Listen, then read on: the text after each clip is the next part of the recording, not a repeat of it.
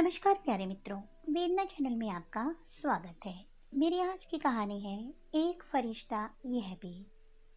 मैं कई दिनों से बेरोजगार था। एक एक रुपए की कीमत जैसे करोड़ों लग रही थी।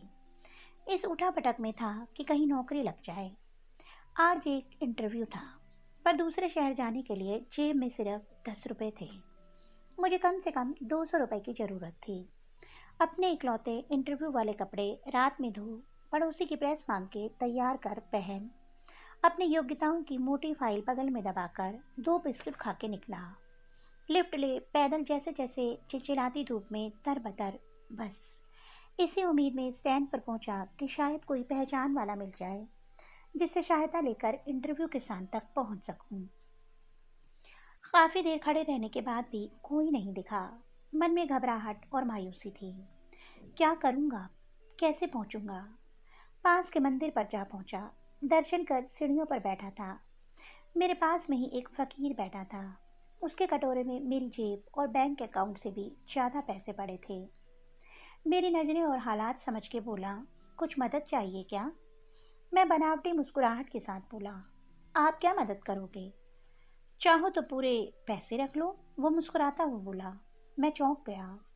उसे कैसे पता मेरी ज़रूरत? मैंने कहा, क्यों? शायद आपको ज़रूरत है, वो गंभीरता से बोला।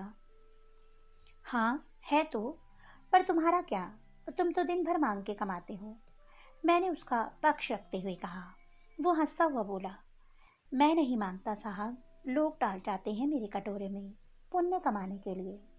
मैं तो फकीर हूँ, मुझे इनका कोई मोह नहीं। मुझे सिर्फ भूख लगती है, वो भी एक टाइम, और कुछ दवाइयाँ, बस।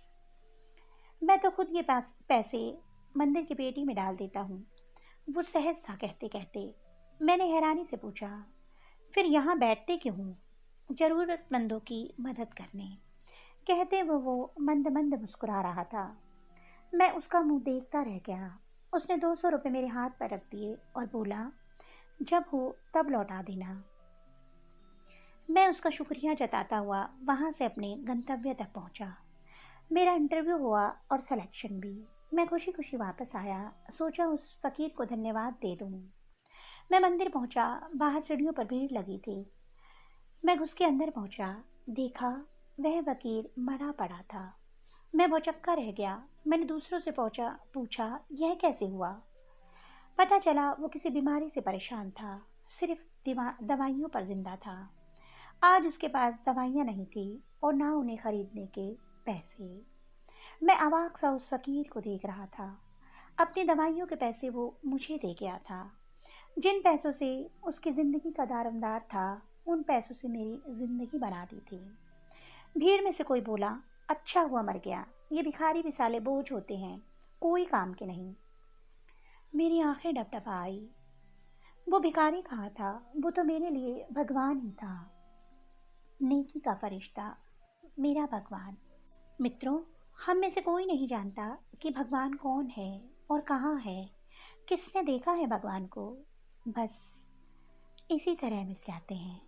ना जाने किस रूप में आकर नारायण मिल जाएगा। तो दोस्तों, आपको मेरी कहानी कैसी लगी? कमेंट बॉक्स में अवश्य बताइएगा। अगर आपको मेरी कहानी अच्छी लगी तो मेरी कहानी को लाइक कीजिए और मेरे चैनल को सब्सक्राइब कीजिए। जल्द ही एक नई कहानी के साथ मिलूंगी। तब तक के लिए बाय बाय।